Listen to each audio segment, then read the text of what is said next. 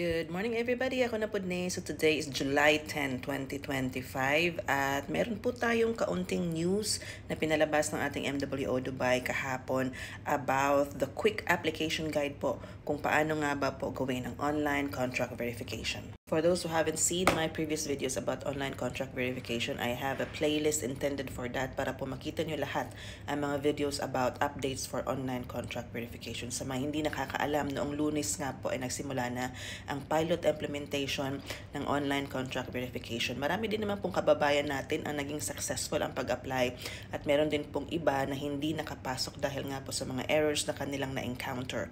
Well, let's be patient about the system guys because nga nung unang araw ng pilot implementation, dinagsa po talaga siya sobra no, ng ating mga kababayan and per week po 200 slots pa lamang po ang kanilang binibigay as part of the pilot implementation. So let's be fair with MWO as well.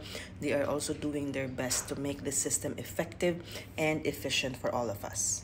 So ito na nga po ang ating quick application guide. Kahapon po pinalabas po ito ng ating MWO Dubai and Northern Emirates sa kanilang official Facebook page at sa kanilang official website. Application guide po ito para po inyong makita kung ano nga ba po ang flow at actual flow ng ating online contract verification system.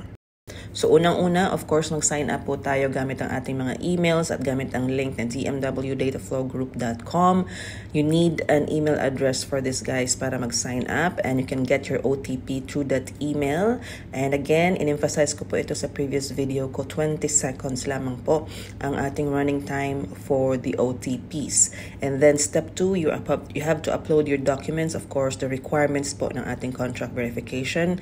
If hindi niyo po alam ang mga requirements ng ating contract verification, I have a pinned videos about it. You can check that out for reference. Next step is to pay the convenience fee of 21 dirhams and 50 fils. You can just pay it online through your debit cards or credit cards. Step 4 is the eKYC identity check. I have a separate video about the eKYC explaining it in details. You can check that out. So kailangan niyo po dito ng aktual na pasaporte or aktual na Emirates ID because you have to take a video selfie for a identity verification. Step 5, of course, is the approval and download. Wait for approval within 3 working days. Pagkatapos po niyan, manonotify po kayo sa email. Then, you need to pay the verification standard fee of 40 dirhams.